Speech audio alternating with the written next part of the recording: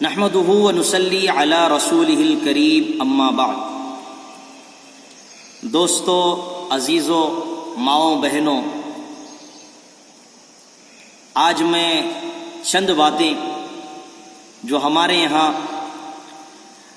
لوگ غلط فہمی میں شکار ہوئے ہیں، اس غلط فہمی کو دور کرنے کے لیے میں آج حاضر ہوا ہوں۔ پہلی بات میں اپنی برادری کے بارے میں کہوں گا کہ لوگ اپنے بچوں کو مدرسے میں اس لیے نہیں پڑھاتے، حافظ قرآن اس لیے نہیں بناتے، عالم دین اس لیے نہیں بناتے کہ وہ کہتے ہیں کہ یہ مولوی بنے گا تو کھائے گا کہاں سے، حافظ بنے گا تو موذن کا کام کرے گا، امام کا کام کرے گا، مدرس بنے گا، استاد بنے گا، اس کی تنخواہ کیا ہے؟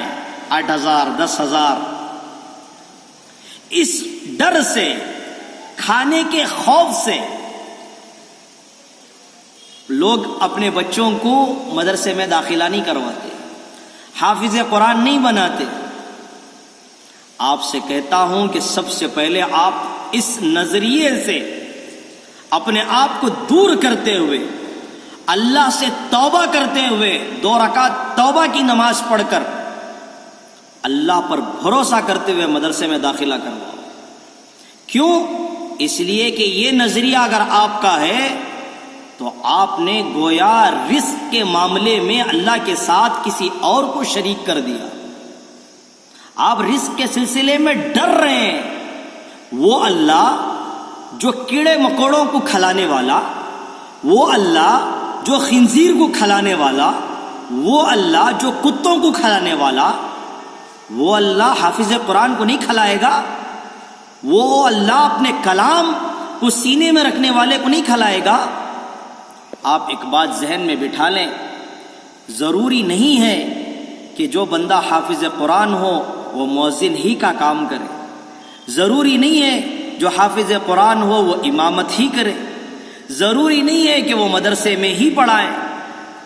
دیکھو، جو قرآن تم سیکھتے ہو، جو علم تم حاصل کرتے ہو، تم کسی بھی طریقے سے کہیں پر بھی رہتے ہوئے اپنے علم کا استعمال کر کے قوم کو فائدہ پہنچانا ضروری ہے۔ بہت سارے ہمارے علماء ہیں الحمدللہ، وہ کاروبار میں لگے ہیں، کاروبار میں لگ کر وہ مدرسے کھولے ہیں اور وہ مدرسے چلا رہے ہیں۔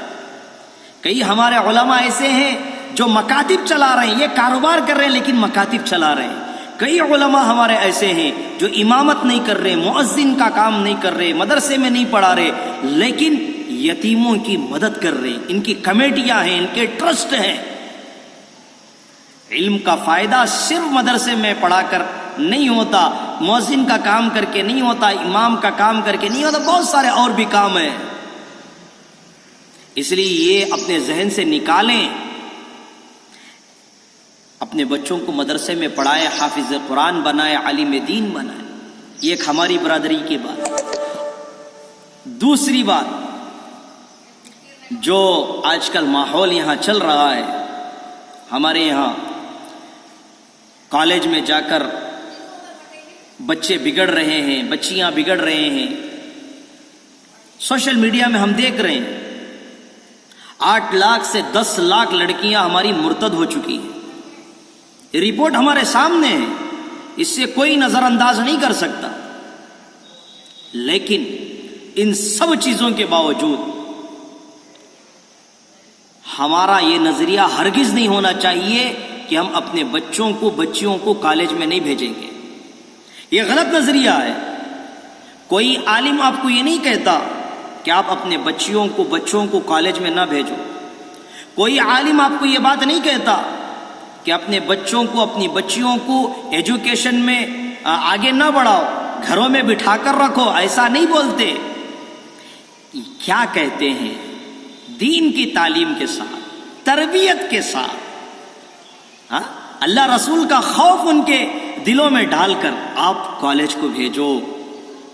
آپ کے بچے وہ ناکام نہیں ہوں گے، دوسروں کے جال میں نہیں پھنسیں گے۔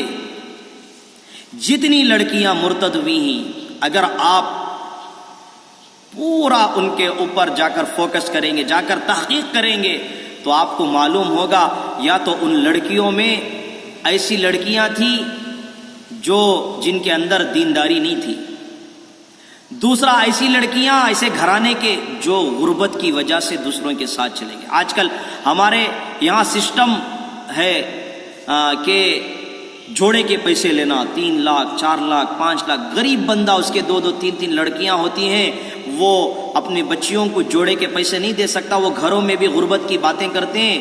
تو ایسی بچیوں کو یہ ہمارے دشمن ان کو پھنساتے ہیں اپنی جال میں، یا تو دینداری نہ ہونے کی وجہ سے ہماری لڑکیاں جا رہی ہیں، یا تو جہالت کی وجہ سے اور غربت کی وجہ سے جا رہی ہیں۔ لیکن ایک بات، دشمنوں کی سازش کو آپ سمجھیں، یہ جو سوشل میڈیا میں لوگ بتا رہے ہیں کہ ہم مسلمان لڑکیوں کو لے کر جا رہے ہیں، وہ جا رہے ہیں، تو کئی ایسے افراد دیندار، ایسے افراد جو اپنے آپ کو دیندار سمجھتے ہیں، وہ کہتے ہیں کہ بچیوں کو کالج ہی میں نہیں بھیجنا، بچیوں کو ایجوکیشن ہی نہیں، ایمان سب سے پہلے، بے شک ایمان سب سے پہلے، لیکن آپ کو ڈرنا نہیں ہے۔ آپ مجھے بتائیں کہ اگر کہیں پر کوئی بندہ گاڑی میں جاتے ہوئے اس کا ایکسیڈنٹ ہوتا ہے، آپ کے سامنے روزانہ رپورٹ آتی ہے کہ اتنے لوگ ایکسیڈنٹ ہوئے، اتنوں کا سر پھوٹا، اتنے ہاسپٹل میں، اتنے اسپاٹ میں چلے گئے، یہ وہ رپورٹ آتی ہیں، لیکن کبھی آپ نے گاڑی چلانے سے اپنے آپ کو روکا؟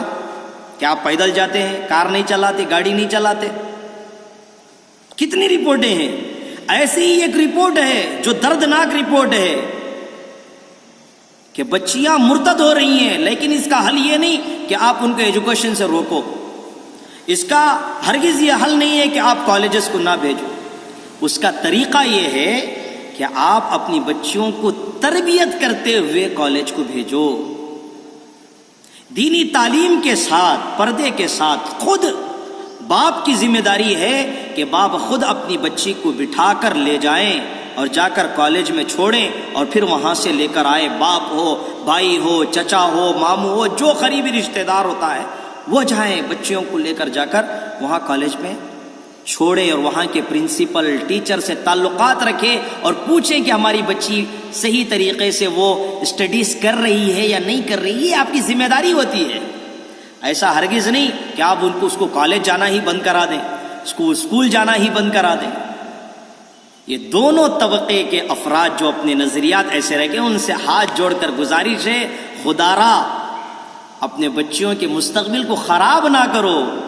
دشمنوں کی سازش ہے، دشمن کو پتا ہے کہ اگر علم والے ہوں گے تو آگے چل کر یہ لوگ ہمارا بیڑا غرق کریں گے۔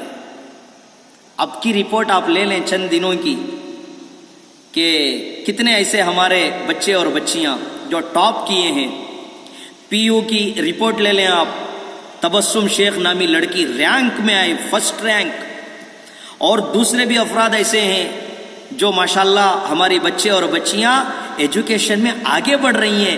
اس ایجوکیشن کو ختم کرنے کے لیے وہ چاہتے ہیں کہ آپ جاہل رہیں، آپ کے پاس علم نہ رہے، یہ چاہتے ہیں۔ آپ کو چاہیے کہ آپ اور زیادہ بچوں کو پڑھاؤ، تربیت کے ساتھ، دینی تعلیم کے ساتھ۔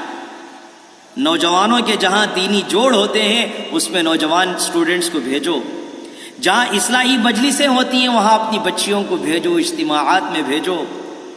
اپنے بچوں کی ایمان کی فکر کرنے کا طریقہ یہ ہے۔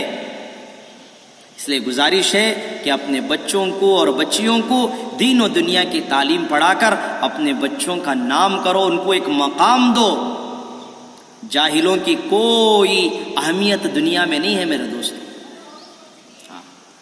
اللہ سے دعا ہے کہ اللہ تبارک و تعالی ہم تمام کو اپنے بچوں کے علم کی، ایمان کی، جان کی، مال کی، عزت و آبرو کی حفاظت کرنے کی اللہ ہمیں توفیق عطا فرمائے۔ وآخر دعوانا ان الحمد للہ رب العالمین۔ السلام علیکم ورحمۃ اللہ وبرکاتہ۔